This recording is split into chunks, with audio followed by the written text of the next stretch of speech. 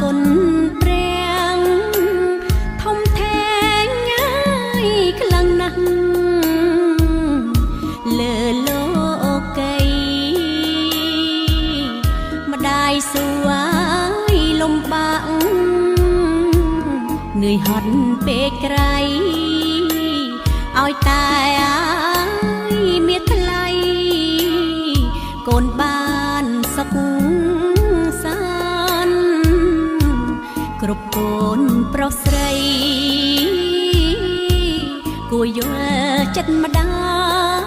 យដែលគិតណាយខ្វល់ខ្វាយ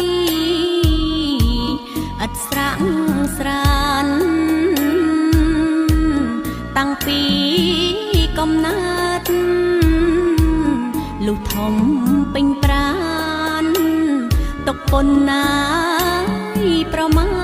ណម្ដាយមិនត្អូញត្អា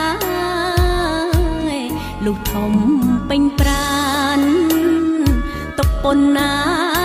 យប្រមាណម្ដាយមិនត្អូញត្អាយពេលកូនជួបភ័យចិត្តម្ដាយសែនព្រួយបួងសួងងាយព្រះជួយពុំមានពេលហើយកូនសុខកាលណាចិត្តម្ដាយសុខដែរនេះពិតណាយចិត្តមកក្បែរកូនគ្រប់ពេលម៉ែបានផ្គត់ផ្គង់បំរុងដល់កូនត្រត្រង់ងាយនឹមនួន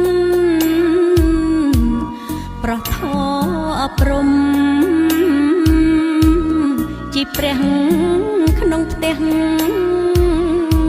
ផ្ដោសុខមនោរម្យកក់ក្ដៅហើយភិរមព្រោះតែម្ដាយថ្លៃ